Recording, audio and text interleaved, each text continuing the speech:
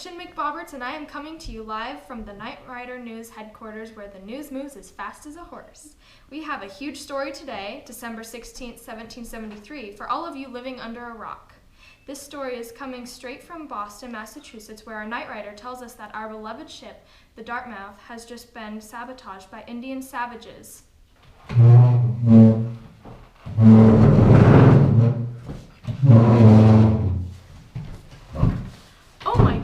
We have just gotten news that the horrendous Redskins are tossing our lovely collard greens into the sea.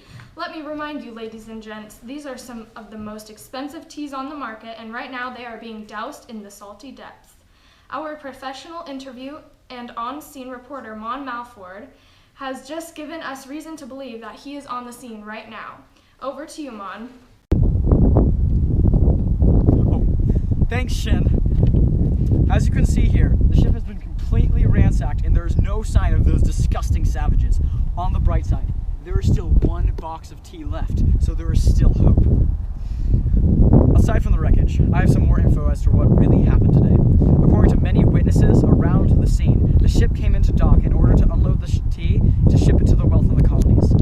They were just beginning to unload the cargo when they were savagely attacked by what seemed to be a frightening mob of Redskins. The Redskins proceeded to throw over 500,000 euros worth of tea into the salty ocean. The captain and the crewmen were unable to stop the enraged beasts, and soon 45 tons of tea were being salted at the bottom of the Great Blue. According to some witnesses, the natives were seemingly pale compared to what's a usually shade of color, and some conspiracies suggest that they were truly unmanned patriots who were trying to rebel. All right, I'm going to find an eyewitness's... The last box of tea, yes. Obviously it's not Coors Light, it's definitely tea, Cool's tea for the hardy patriots. I'm gonna go destroy this real quick. Wait, my lovely collard greens! No! No! Those were some interesting accusations you made there, Mon. Do you really think it could have been the Patriots? I mean, come to think of it, that would make a lot more sense. We have, in fact, been taxing those silly colonists from day one, but our taxes were completely reasonable. I mean, there could be no reason why they would be unhappy with what we've been doing. Perhaps it was the colonists and that they were just rebelling after being fairly taxed by our wonderful government. The attack was fairly organized, which suggests that there was more to do with it than just pure savagery. It seemed as if the attack had been formed in the crucible of a country vying for freedom. The colonists also have no representative in the parliament, so they have no real say in the taxes thrusted upon them. But those foolish colonists would never think to rebel against our incredible country. Maybe we should go back to Mon, who will give us more info on who really committed the heinous crime.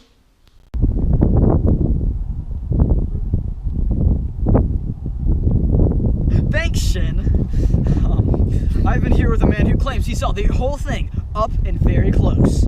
You're right about that one, Moan. I was right there while it was happening, and trust me, I've never been more surprised. So what did you really see? Well, it started out just like a normal shipment of that wheat coffee. My apologies.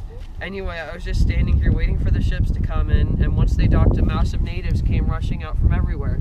They were crazed, I tell you, yet they were so skillful. They rushed onto the three ships and began to throw disgusting herbs into the sea, So as they rushed up onto the boats and started throwing the tea, it became apparent that they couldn't have been anyone but the natives. Once the ships were completely ransacked, the natives disappeared as if they were ghosts. So you're saying this was the natives doing? Yes, the entire thing. I mean, us stupid patriots would never imagine dressing up as those Redskins. The idea is completely absurd, and maybe we should cut the rebels a little slack. I mean, they were pretty organized. Sounds like rubbish to me! And you said that you patriots would never do such a thing, right? Yeah. Well, what are you doing with that Redskin armband, are you? Quite the story is unfolding right in front of our eyes. Are we watching history play out as we speak? Are the Redskins not really the true culprit of this crime? Do the Patriots deserve to be punished? Is there any tea remaining? Find out tomorrow night with me, Shin McBoberts, on Knight Rider News, where the news moves as fast as a horse.